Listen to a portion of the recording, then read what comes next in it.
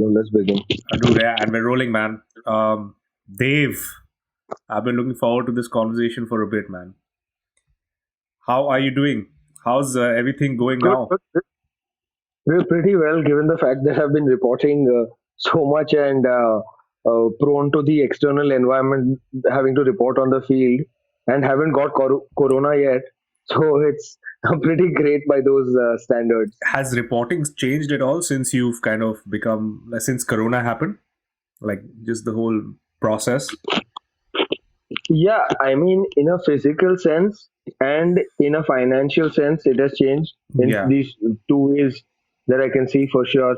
The yeah, thing is that in the economic sense, of course, due to layoffs, companies, especially these channels and a lot of media outlets, have slashed a lot of their reporters because, of course, everything can be extracted and you can write web copies based on the wire agencies that you might have subscribed to, like a PTI hmm, or an ANI. So you always have those guys giving you the updates. got it. And So, in a physical sense, of course, the companies also don't want to take the risk. So, in a sense that they have disallowed certain reporters from coming into office. Think that if you are reporting only on the field, then you just go home straight away. Do not interact with people who are at the desk yeah. in the office. And yeah, I mean, and in another way, what has really happened is that companies, like I said, that apart from the slashing bit, in Yeah, the physical sense, what has really happened is that uh, I mean, they're just not wanting to deploy that kind of manpower. right. Suddenly, everybody has gone into such a shell. So you said that they get a lot of the information from the wire. What exactly do you mean when you say that? So,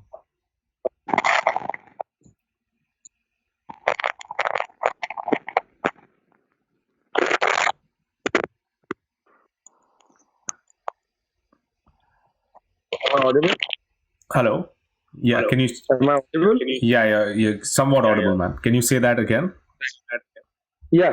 So, what I meant exactly by a wire agency is Yeah. like the thing is that firstly, certain government press agencies only get full access to the government, be it union or union slash central Hmm. or the state Yeah. government. There are times when private media outlets, come channels, are not able to access the government, and the government would prefer to not show this kind of a bias. Like, say, for instance, the Independence Day coverage uh, is broadcasted only on Doordarshan, and channels have to cut to the coverage and flash it on their channel, giving courtesy to Doordarshan. Right. So same way, Press Trust of India, which is a semi-government agency, they supply and send out news on a regular basis, on a minute by minute basis, to these news agencies. And Oh, news agencies, let me be very clear, I mean only the print media. okay. And for the broadcast media, there is another agency called ANI, Asian News International. Yeah. And what happens there? Yeah. So what happens is that just like how PTI gives out information, and so they are a wire agency. They Right. basically flash news, Hmm.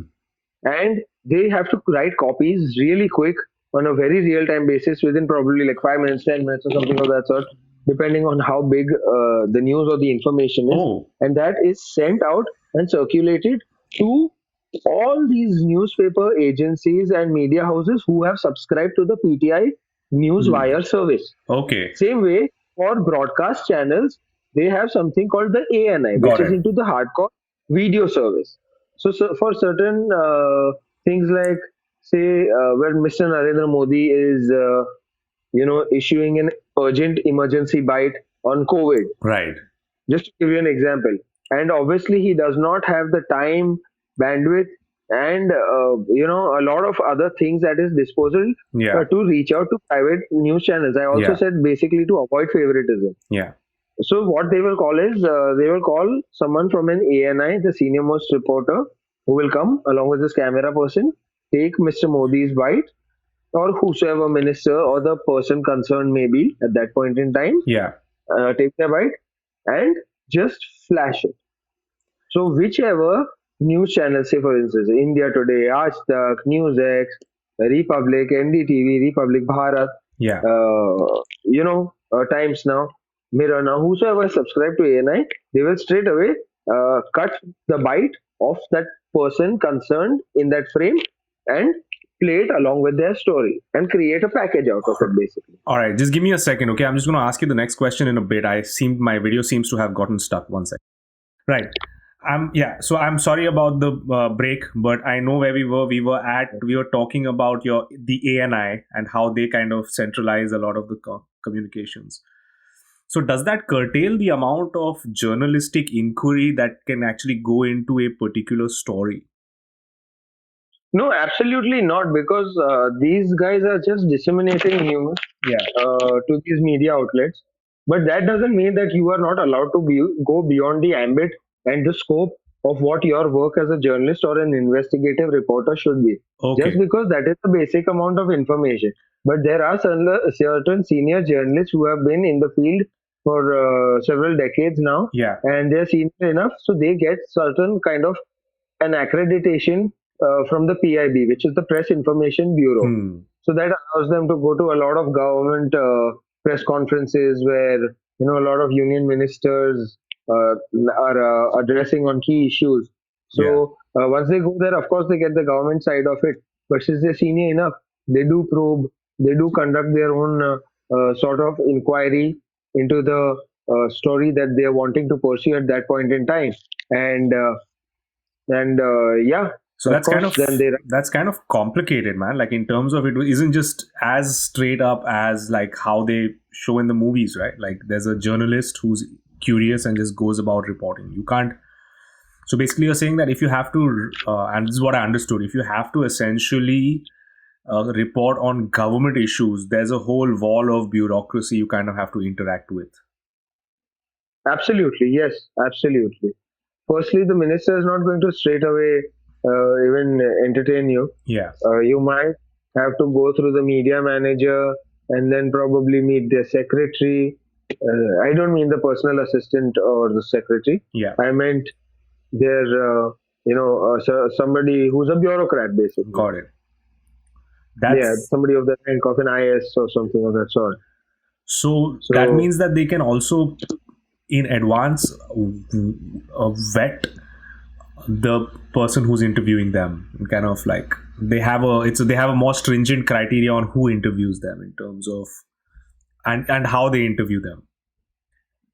Yeah, say for instance, if from my organization, if I'm the senior most person and I have close contacts with with the minister concerned, yeah, then he might probably even entertain me. But if I'm wanting to push a senior, they might just give him a hard time. Of course, I will really have to pursue them that he's coming using my reference and should be allowed to do this. Except that just in this case and around this time, that I am not able to do it myself. Yeah. So there might be times where they will create hurdles like, can you send us a list of questionnaires? What kind of probe are you looking at? Right. What do you really want to know about? That's crazy, because now that I think about it, if I was someone like way up and like I had to vet journalists, I would probably not choose those guys who are going to be hard on me, man.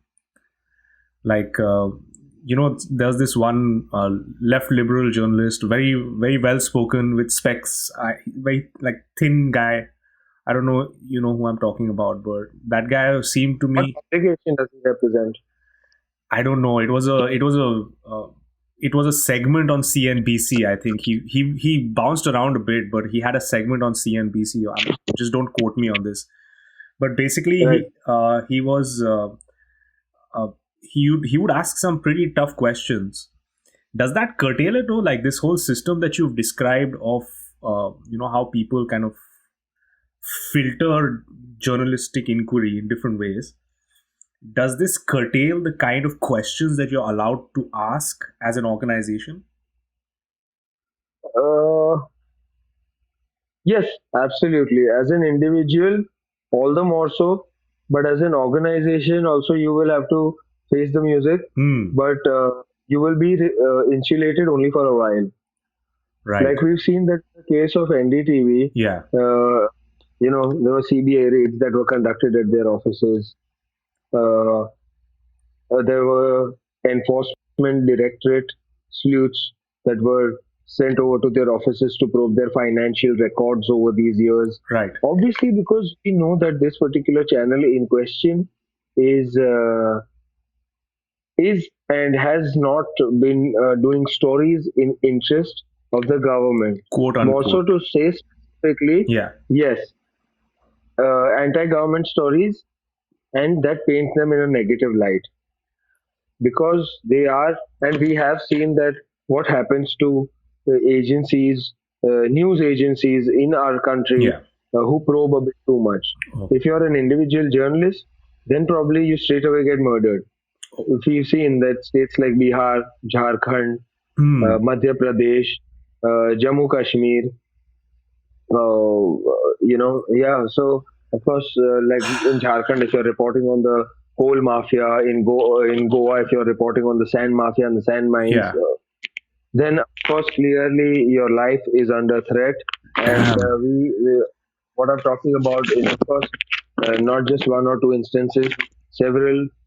In fact, as per I don't clearly remember which body it was, which international grading or collation agency that was. It rated India right on top in the list released, which said the worst country for journalists, and India is the worst. And what do you think of that statistic? Do you agree with that? I mean, I can't vouch for statistics of other countries, but I because I don't know, and also because I have not reported Yeah. internationally. To be very honest, Right. I can only speak for the fact that I've reported in Chennai, Yeah. in Bombay, of course, and now in Delhi. Dude. Yeah. So I can I. speak about India, and I clearly know of instances where journalists have been bumped off because they have done something against a particular lobby, or they have been whistleblowers of sorts Hmm. through their work. So, in that sense, I mean, I really don't know about other Got countries, it. Got but it. No, I get I'm it. not surprised either that India is actually pretty bad, because the way we are going and the way government is really maintaining a tight grip and controlling dissemination and sharing of news and information Oh. related to its activities and policies, Hmm. we are forced to consume only what people who probe a bit too much are either banned from the press conferences, Or nerfed. or the government stops giving advertisements, so that of course revenues are affected of the organization and that agency. Oh. So of course we know that the government is not short of options to really trouble who they call the Oh. troublemakers. Damn. Dude, that's insane. So the that's complicated because on one level they say, well, you're free to report on what you want to report. But on another level, it sounds to me based on what you're describing, there's a very hierarchical, very set system in terms of what you're allowed to report. Um, but at the same time, would you like? I wouldn't say that Vivo would be like as bad as China. Like for example, like, Definitely, yeah. In that sense, we are a little more liberal and democratic. but Definitely, not completely there yet. yeah. Yeah, I mean, see, the thing is, there are different. These are two different nations with entirely two different styles of Yeah. governance. So, firstly, we must not compare, but like at least in this aspect, I do in a certain sense, fear that we might go the China way. I mean, Hmm. I'm speaking a bit too early and speaking a bit too That's loud, fine, man. but the way the censoring happens, where the ministers just call out to senior journalists, why are you recording? What is the problem? Should I speak to your editor? Your certain organization has a grudge against our government. When we tell you you don't want to believe us, you probe and you write all these wrong things. God. So certain senior journalists have also been humiliated by ministers or these bureaucrats, saying that if you really want to do against the government, then so it's just, I would call it a certain sense of intimidation. Intimidation. Right. This Right. is kind of Yeah. like yeah. They're using, I guess they're using what tools available, the tools they have to kind of control the flow of information, which is actually part of any democratic process. Like people tried. I think Trump tried it in the US to do that a lot. And like he's like, I'm going to have you removed from my press room. And but the thing is, there here the conversation is so available for everyone that I don't think they allowed him to take those steps because they called it censorship under whatever amendment laws they had.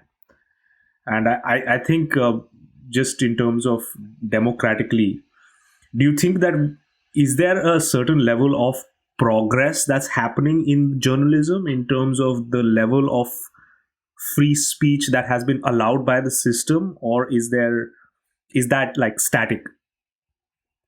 No, no, neither of those. To be very honest, I think it's become a regressive. Okay. It's gone a step backwards. Definitely. The thing is that there is a troll army that is ready on Oh, social media. yeah. Journalism, in that sense, has changed. That if the government is not really happy, and if probably a certain media outlet or organization puts out a tweet along with that story, Yeah. showing a video, and say for instance if they're bugging or it's a sting or something that they conduct and release it with certain facts and figures, and make it a really good package Yeah. out of that story. And if they write the truth, then they're reprimanded, not only just by the government, but of course on the virtual platform. There is the troll army where people are just there out to spew venom Yeah. and issue a lot of hate, threats, Yeah. and there's nothing and nothing but just spite. And these are pure jobless workers, and of course, these are a lot of bots. There are a lot of We bots. know I've these are, seen this stuff, man. yeah, I've seen this. Like one of my somebody I know is like a prominent right, tweeter. So I was looking at his Twitter and I was going through his comments, and you see this same pattern of comments. So you'll see the same right. person with an Indian flag, his name or her name written in Hindi, and they're saying the same thing to that person. So they called him the same name. But imagine like 100 comments calling you one name. It's almost like they wanted to push a narrative for that person. So I'll get. I think I'd like to point it out. yeah, please It's do, man. really very funny, and it's a bit complicated. So let me just explain it to you. By the way, just want to quickly check with you. This is going to be pure audio, right? It's not video, It's no? going to be video and audio if you're fine with it. I would like it to be on video because a lot of people view it on video. Okay, okay. Okay, okay. No, no, why I asked is because I thought I can just light up. But no You problem. can light That's up if okay. you want, man. No, no, no, no, no. In case if Alright. parents see this or something, then yeah. But what I was getting at is uh, there is uh, there is actually a nexus of Yeah. sorts where media organizations are acting as the Yeah. intermediaries and furthering government's Yeah. propaganda. So on a news or prime time or something debate where there are just like probably over a dozen screens, everyone is just yelling and howling at each other. Yeah. There is that one set uh, person of a religious faith and identity without really wanting to name a particular religion. Yeah. That person is called. He has actually uh, gone on to become a buyer in a marketplace of news, hopping from one channel to the other. Hmm. Some of them don't even hold on to certain values and ideals. At Oh, hold times, up, hold up, hold up. they're One saying, second, hold up.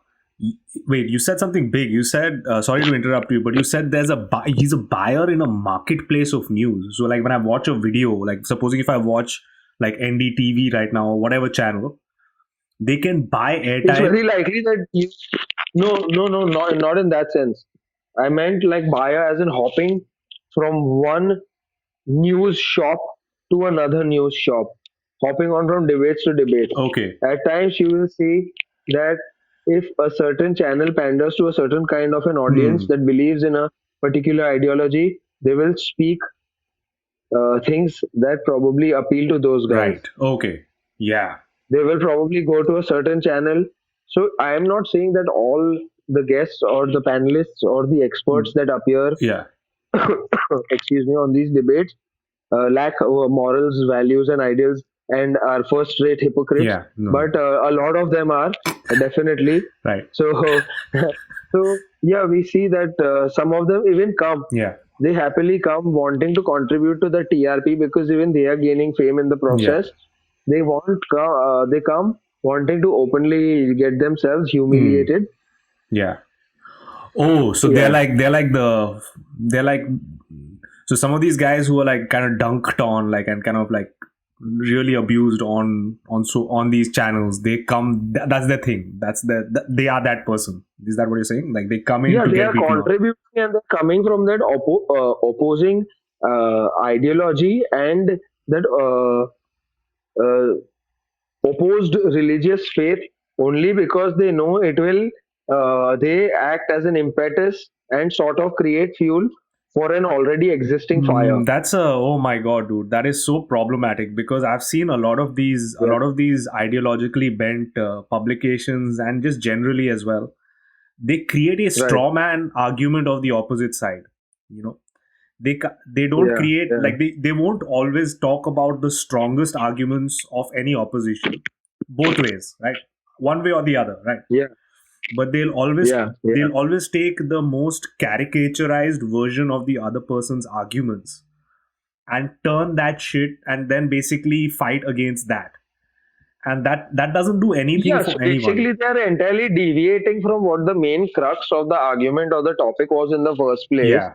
and forgetting and entirely negating that what deserved priority and utmost importance Hmm. firstly. Oh, dude, that's very well put, man. Yeah, That's very well put. because that's like saying that if I have a leakage in my house, I'm only contemplating and debating over which plumber to call, Yeah. which is entirely insignificant. Doesn't matter. Whosoever can get the job done Yeah. needs to get the job done. So that would be an entirely illogical argument to hold on to in the first place. Damn, man. So you said that okay. So firstly, when we were talking about countries, right?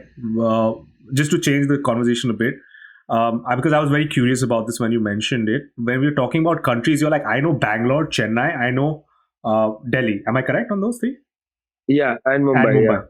And you said, I know these four, and this is what I'm going to speak on. So that's crazy, man. That's a very like you have a lot of integrity.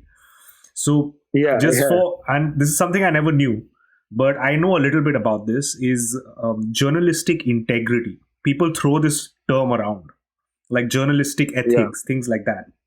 So according to you, like what do you think is journalistic ethics? Classical journalistic ethics. See, firstly, the word reporting means what you see, Yeah. what you probe, Right. you write, Yeah. entirely backing it up with facts Yeah. and portraying a true, real picture. Right. It is not your job or prerogative to sit there and judge Right. because you are not part of the judiciary. You Hmm. represent the fourth pillar, Hmm. Yeah. which is the media or the press. Right. So, ideally, one must stick only just to that. Yeah. What happens is that they keep forgetting that it is uh, it is something that has to be factually correct Hmm. and not just opinion Yeah. based.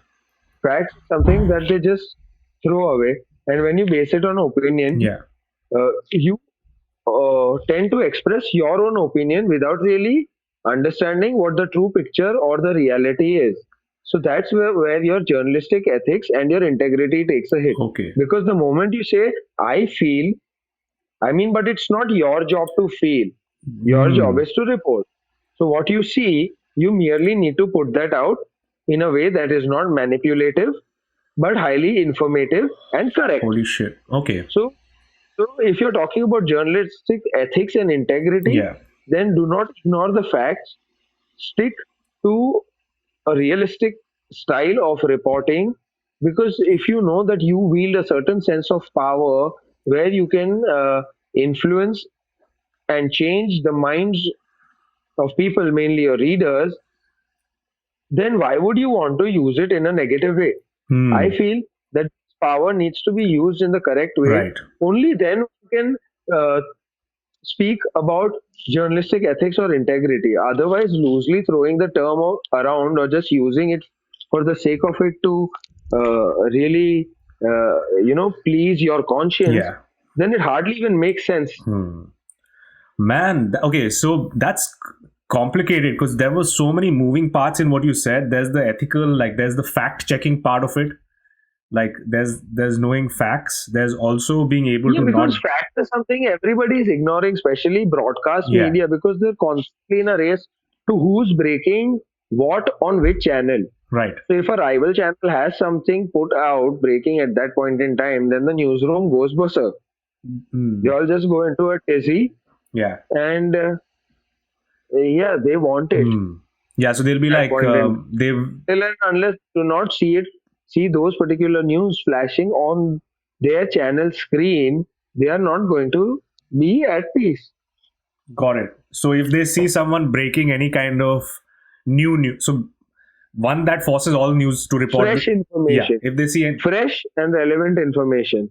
Of course, they at times even fail to gauge what the right information is, because it's just a race. Oh yeah. Who's Ooh. really bothered about verifying? Yeah, man. And nowadays, I guess with the modern way of reporting, does that throw your ethics out of the window? Like in terms of you have somebody with a phone, right? You have someone with a phone take a video of something, blast it. Right? Like for example, there was this one video of this guy who was caught at a signal, and they called him whatever. They kind of called him names, and then they blasted that all over media. The media outlets reported him. They called him a rapist, whatever. They called him a molester. I don't know what they basically accused him of sexual assault. And then the dude was found not to be guilty of that based on other eyewitness reports. But Yeah. media So published that video and called him all kinds of names. So yeah, but this has not been the first instance of something like that yeah. happening. No, So what's the process that's just behind pure that? irresponsible. Yeah. So what's the process behind that? Like how does that get to happen in a space where you say that we have to respect facts and we have to check? How do people actually end up publishing these kinds of information without having them? See, the thing is, there is no universal one size fits all approach. Yeah. Now, if I know that I have a new reporter Hmm. and I am at the input desk receiving all the information, Yeah. I will call him up and I will check with him. Who gave you this video? Yeah. What is it? Find out more about this video. If it's coming from a senior person, very experienced person, then I'm just going to ask him one, two questions: Yeah. what to do, how to do this, how do we go about this? Can we break this on our channel? Hmm. Accordingly, of course, in an ideal case and situation, the approach should be that you need to try and verify and see what its original source is and where it's come from. Right. But at times it's not even possible. Hmm. But that, of course, cannot be an excuse and justified in any sense Yeah. for putting out wrong information. Like I said, people are just so much in a hurry all the Yeah. time, and competitively fierce and driven and wanting to just see their channels TRPs skyrocket and go through the roof. That this kind of irresponsibility is a common sight. It's a common sight to see in a newsroom, is it? Man. Yeah, because every few months there's some big a big piece of information that's put out wrongly. Yeah. Yeah, every few months or on regular intervals, English, Hindi, be in any kind of Is channel, that and redacted? usually Like, it's just do people acknowledge that it was incorrect in any way? yeah, but like public memory is short. Yeah. No, even if they react at that point in time, every minute there is new news that is being put out on your channel. Yeah. So where is the time to dwell in the past and remember Yeah. how where a channel had messed up? Really, because this it's constantly evolving and changing all the time. That's complicated. So Yeah, I've heard that a lot of the redactions in media, like people don't view the correct. redaction, the view count of the redaction is like a fraction of the view count on the actual breaking piece, like which is falsely reported. So if a company falsely reports a piece, more people view the falsely reported piece than the redaction or the acknowledgement of error, which can then sometimes be a problem. Yeah, why? I'll tell you. There's a reason why what happens, because the thing is that if you know and are aware a little bit about the internet trend and how the metrics and Yeah, how the numbers work. Uh, so if they put out a web copy, say for instance, that's been misreported yeah, and they've broken it with wrong facts yeah, and misinformation, yeah, and it's entirely false also for that matter, then people latch on to that. That's the first piece of news or information that you've put out on the internet. By that time, it's created like a chain reaction yeah, where obviously if you put on internet, like if I need to put uh, example koi code crash, and if there was some wrong information that was reported yeah. and I put the first copy on top, even if it's gained the most amount of views, doesn't matter that if it's right wrong, it will show me on top Right. as per Google Trends, and I will hold on to that. So at times I might not even be at fault. Okay. Internet is also at play, Yeah. but of course you can't blame the internet in a bid to break news. But that said, again, that irresponsibility cannot be justified, but also since it's not machine oriented or machine driven, and there are human beings that are involved Yeah. in this activity and are really taking an effort to put it out, so that of course that is also there. But like I said again, that uh, any kind of wrong big news information that can result in probably spread of hatred or riots and whatnot, Hmm. so you really need to be careful with Now, so okay, so you're those. then what is like, according to you, what is like good journalism? Good journalism is something which is free of bias, Yeah. which is fair, Yeah. which is factually correct. Right. Yeah. So do you have examples of that, like that you know of, that you think are good journalists that you listen to and you follow? Yeah, like the former Indian Express editor in chief, Mr. Shekhar Gupta, who runs his own channel, Hmm. the Yeah. print. Yeah, The yeah, print. The Wire, which is run by former Hindu editor in chief Siddharth Vardarajan. Yeah. NDTV's Ravish Kumar. Oh yeah. Yeah, Yeah, so I was surprised. I've been following the print for like at least a year, and I think their viewership has tripled in the past year or so, at least since I've been listening to yeah, this thing. yeah, A lot of people are going to them, especially because he reports like whatever you mentioned about like Central and things like that.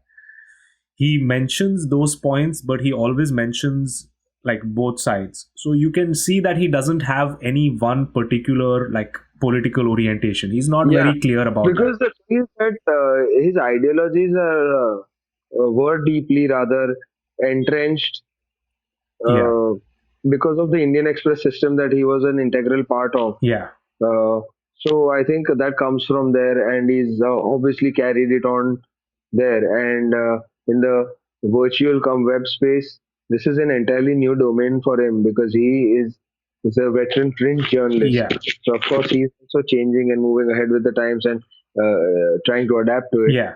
So given the fact that he's running this now and it's producing some good shows, it's always very Yeah, informative and educational. yeah, they're like the it's very informative, very I don't like, so even with him, like I know it's because it's a small scale operation, I'm fine with him not verifying as much, you know what I'm saying, like because it's an individual on YouTube. I know that they probably don't have the resources to do the kind of journalistic. No, in fact, he does. In fact, he Oh, does okay. because he's a known name in the Right. industry. He's a senior guy. He has been reporting from much before Indira Gandhi became prime Yeah. minister. So, of course, he definitely has. And now, with him heading this, he's training a wonderful team of journalists who also have access because he's got a few senior journalists on board, very experienced people as well. Yeah. So, that way, I won't say that they don't have the resources. I mean, I can't speak about the financial resources, but in terms of, I meant human resources and these skilled professional journalists that they have, Yeah. who've been around on the scene for quite some time. Yeah. So they do have access. You do They do have access to access resources. in the government. Yes, definitely. So they are able to Yeah. get out stories. Right. And also the dude's track record is so good that if he says Yeah, something, yeah, I'm more likely to take that as something like as fact. Like I'm more likely to trust what he has to say, even if he might not have verified the information. Because yeah. Because it's his credibility that's mattering, is in question at this point in time. yeah, So of course, like since he's a very credible and a fine journalist himself, a veteran, yeah, and that's why he's not really had a hard time because people have seen his work, people have known him mm, over the years. yeah, So that is why people like the kind of stuff that he puts out or he does. yeah, And like I said, that being entrenched into the Indian Express system for several decades, yeah. his work is showing here and it's No, translating to that's the kind crazy, of man. and style. So Yeah, yeah, yeah. So it really speaks of his ideologies, nice, man. So, isn't it? So, in terms of all the beats that you've worked on, you mentioned you worked a lot of beats, right? What do you? Which one did you enjoy the most, man? Which one did you like to do?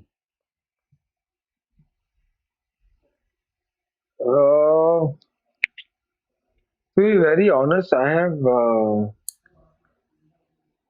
enjoyed crime the most Crime. because that's something comes very naturally to Okay. yeah Crime investigation. because yeah, crime slash investigation. But the thing is that I mean it's reach unless also the thing is that if you're not backed by a big banner Hmm. or not working at a big place, where do you go from there? Even if you manage to dig out a scoop, where does one go from there? Yeah. Yeah. So, I mean, in terms of my personal feelings, I've enjoyed that, but really, it doesn't have much scope in India at least. But like even when you Because dig out crime a alone, scoop, what and how much can you do? what? Yeah. Yeah. In crime alone, how much and what all can you do? Because there is a certain sense of limitation and you do get stuck somewhere. Yeah, man. Yeah.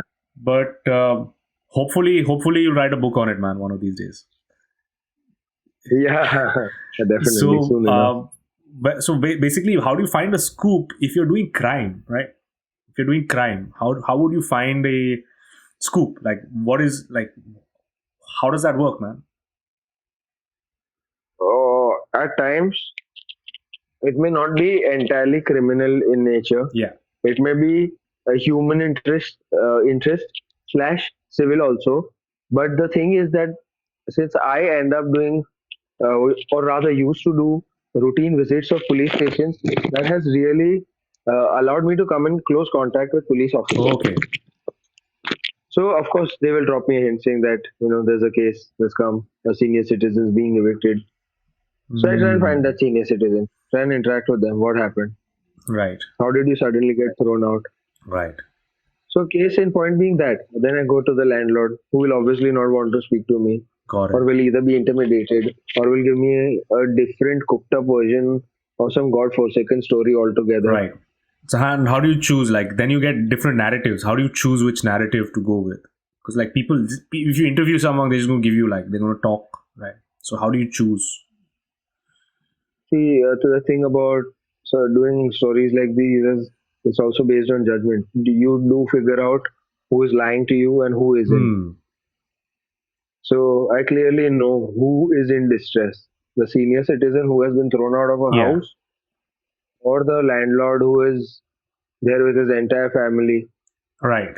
and does not have cash constraints Yeah. or has property and real estate Right.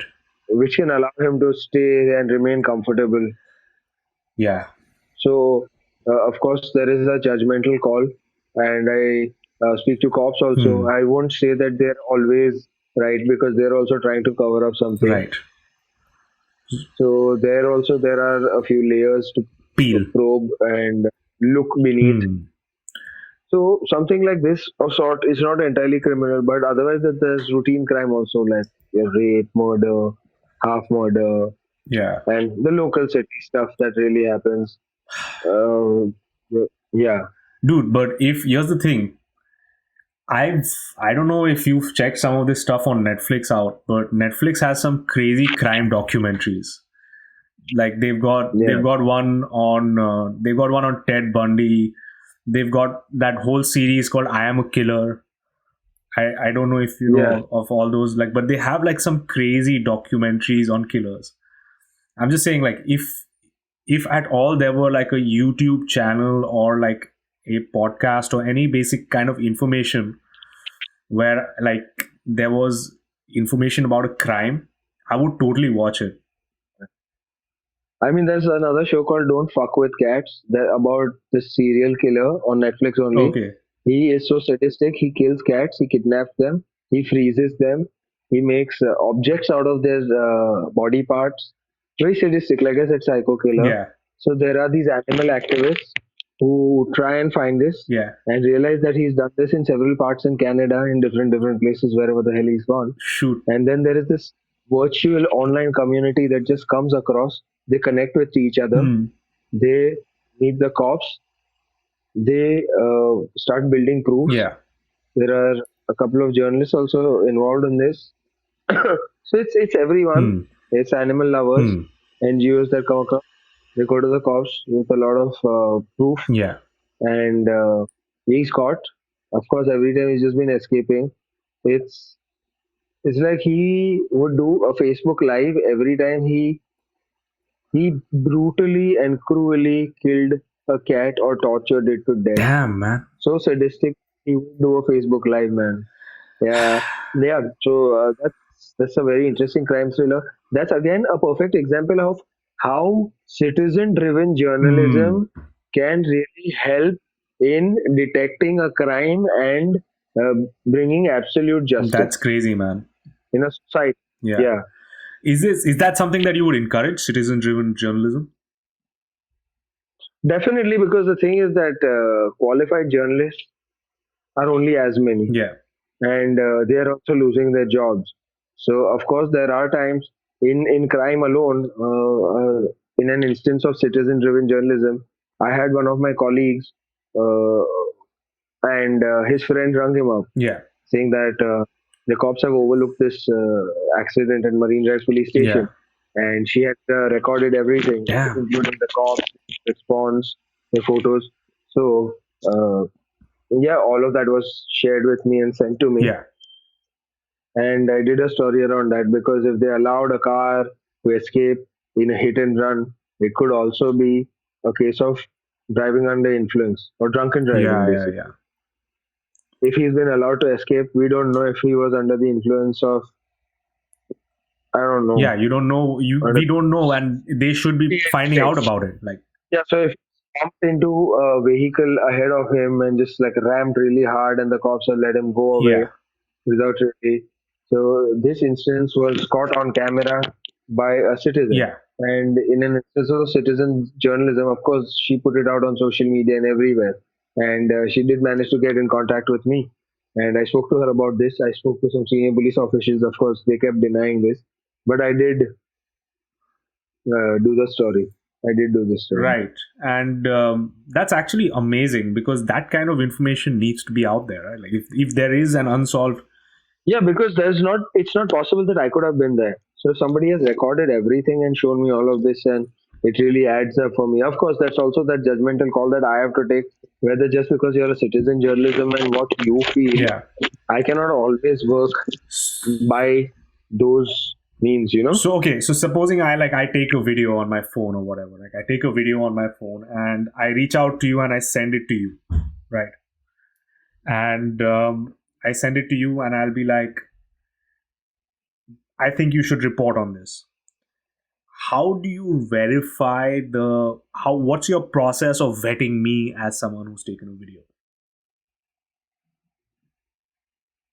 Uh, Depends firstly on what kind of video it is.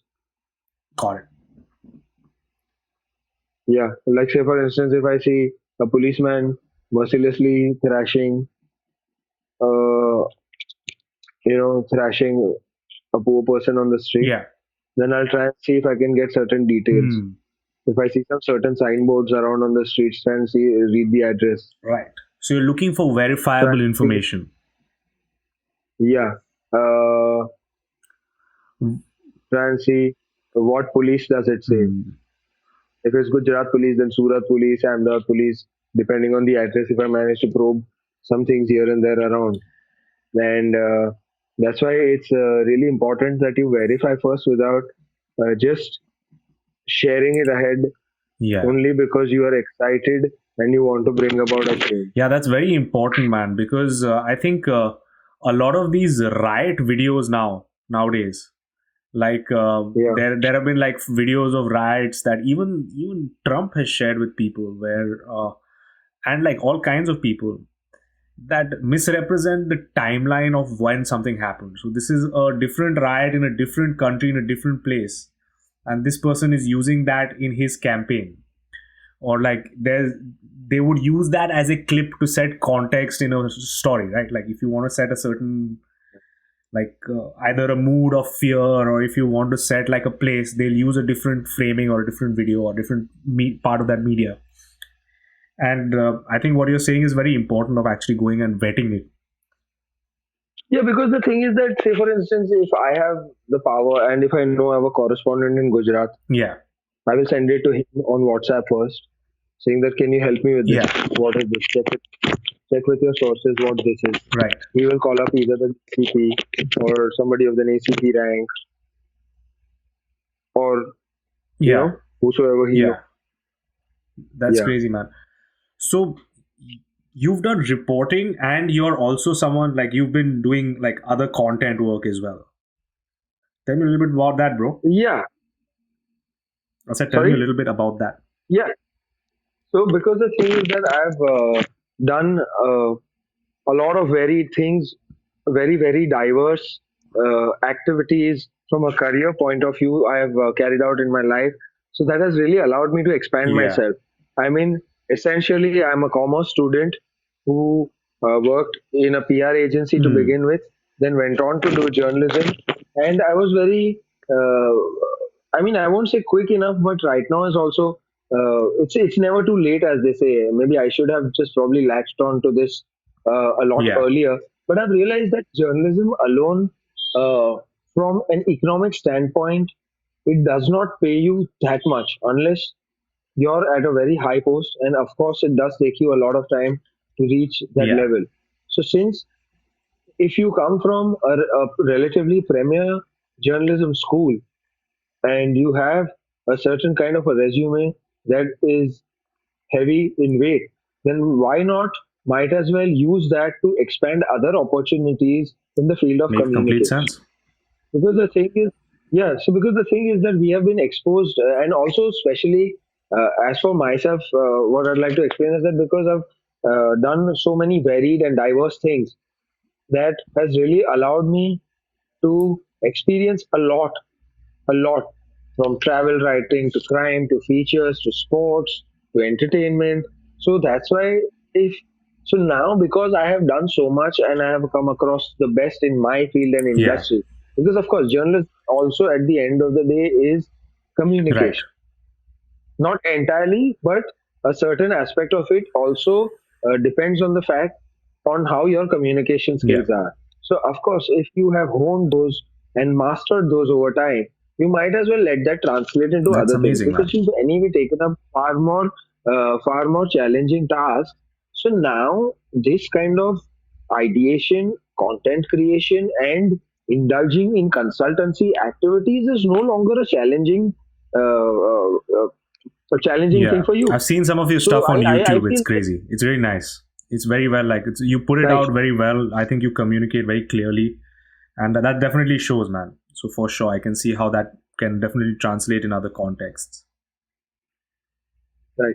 Yeah. Thank you so much. So yeah, so of course, and why restrict yourself? And at a time when I am not bound or answerable to a single organization, and especially since I'm working as a freelancer, and who have I got to give an Yeah. answer to? And also, it builds a certain sense of a safety valve around Yeah. me, because tomorrow, if I am employed with a particular organization, I do not know when the flying stick will come Hmm. from the human resources or from my Yeah. boss or any senior Yeah. top management person in my organization who would tell me that I am being relieved with immediate effect and my services would no longer be required. Then what am I going to Yeah, do? bro. There was one permanent job that I had latched onto. So if I have a few multiple things that are going on, so even if I lose one of them, it does not really affect me or pull me down drastically. Yeah. So, like I said, that it does build a valve Around you. around you, insulates you Man, more so. Yeah, that makes you a very dangerous guy in a good way. Because you can't be tamed, like you will, and especially as a journalist, I think that's amazing, because that means that the way that you would look at information is in a certain way. Like you're basically, when you're growing, you're trying to grow yourself, and when you're reporting, you're trying to report with what represents you, as opposed to what the organization is going to think, etc., etc. Like if it's one job that you get fired from, then it's one job, it's which is one of many. So freelancing is awesome, man. yeah. But given the kind of really uncertain times that we are living in, it also makes a lot of sense for you to really have that. Otherwise, you don't know if your single thing that you're hinging upon is suddenly lost and you're going to just feel Yeah. abandoned. Then it's going to really take a toll on you and it'll send you down really Yeah. crashing, very hard onto the Yeah. ground. So, which might take some time for you to recover from. So, if you lose one, it's not really going to hit you hard Hmm. as much, because you really do have other sources that are constantly a source of Hmm. contribution to you. Dude, yeah, man. I don't, and I think currently, like a lot of these individual, I think individual journalists, as long as you buy into their what they have to contribute, and into individual content creators, like we have Indian examples as well. But one guy I'm going to state from the States, if you ever have a chance, check him out on YouTube. Is this guy called Tim Pool, and he's really insanely good. What's crazy about him is that Right, he basically comes up with content which is more centrist in its approach, doesn't go right or right, left very much, and which is very much like opposite of what works in media. But over the point of time, because correct. he reports on facts as he knows it, people give him a little leeway, because he cites his sources, but he says these people have said this. And so I've Yeah, seen him consistently, like supposing the when the riots broke out in Seattle, he was the yeah, first yeah, source to actually mention that the Black Lives Matter protests had come out. At least for me, I got to know on Friday, when people began right, reporting it on Sunday, because he's an individual. He can just talk from the ground, and he can say, based on what I right, understand, this is an important topic. I buy into it because I know that Tim Pool doesn't say something which he doesn't mean or whatever. And I think a lot of right, people are right. buying into that form of journalism, as long as, of course, it's in a free society, in a free place. Do I think if you were to start something like that, I would totally watch it. I would 100% watch it. I would listen to what you have to say, because you know a shitload, man, and that's super Right. fucking important in my opinion. Yeah, that's something I've been considering for a while. So I don't know, maybe in the near future, probably sometime soon. I am in talks, so we are just figuring out a couple of things. I do have a camera person. I have a person who is wanting to direct me and wants to ensure that the course of this is extremely smooth. So I am really pondering very hard over Yeah, this. So maybe sometime in the future, very near future, you might yeah, just see something from yeah. me 100. soon. Yeah, I would look forward to it, man. And once you do, let me know. We'll speak again. But I mean, we'll speak again anyway. right. But more than anything else, that was like, I hope you fucking go for it. And it was great speaking to you. It was a great conversation, Absolutely. man. Thank you so much. Thank you Right, so much for right. coming, man. Pleasure. It was very super insightful. Appreciate it. Lovely. Thank you. Thank you so Thank much, you. Shiva. I'm just gonna